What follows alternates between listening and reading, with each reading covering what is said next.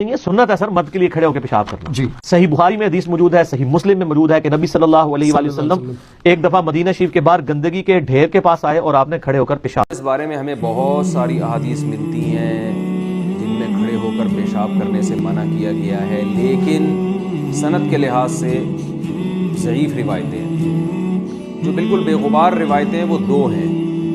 ایک تو بخاری کی حدیث ہے کہ حضرت حذیفہ بن یمان رضی اللہ عنہ سے روایت ہے کہ نبی صلی اللہ علیہ وسلم اتا سباطۃ قوم فبال وتوضأ فبال قائما وتوضأ کما قال، کہ آپ صلی اللہ علیہ وسلم کہیں تشریف لے گئے اور کچرے کا ڈھیر وغیرہ تھا تو وہاں آپ صلی اللہ علیہ وسلم نے کھڑے ہو کر پیشاب کیا.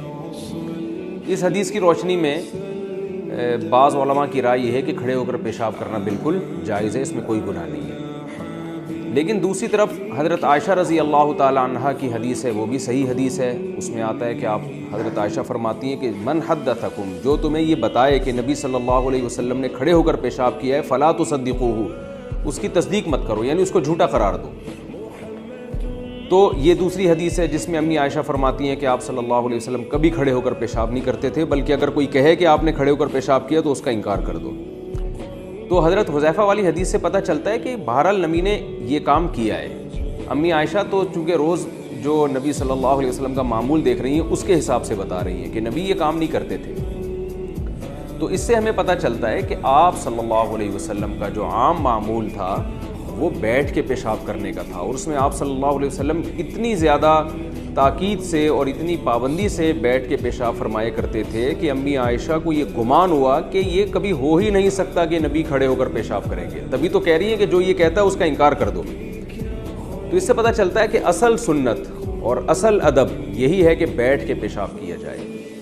ایک واقعہ ملتا ہے کہ کھڑے ہو کر پیشاب کیا، تو کبھی بھی ایک واقعے کو اصول نہیں بنایا جاتا. اصول ہمیشہ یعنی اصول اور ضابطہ وہاں سے اخذ کیا جاتا ہے جو عام معمول ہو. تو ایک دفعہ آپ نے کھڑے ہو کر جو پیشاب کیا تو علماء اس کی وجوہات بیان کرتے ہیں. بعض علماء کہتے ہیں ہو سکتا ہے وہاں پر بیٹھنے کی جگہ نہ ہو.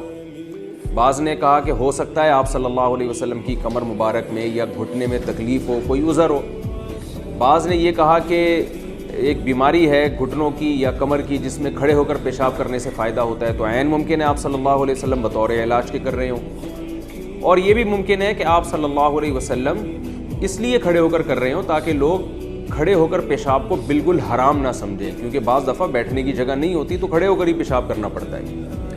تو جو جمہور علماء ہیں ان کا موقف اس بارے میں یہ ہے کہ بیٹھ کے پیشاب کرنا سنت ہے، ادب ہے، اور کھڑے ہو کر پیشاب کرنا خلاف سنت ہے، مکروہ ہے، ناپسندیدہ ہے، کیونکہ آپ صلی اللہ علیہ وسلم کا یہ معمول نہیں تھا.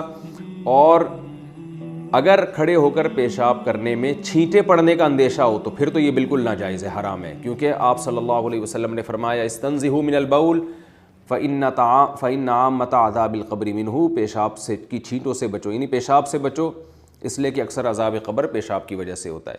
تو خلاصہ کلام یہ ہے کہ کھڑے ہو کر پیشاب کرنا مکروہ ہے، ناپسندیدہ عمل ہے.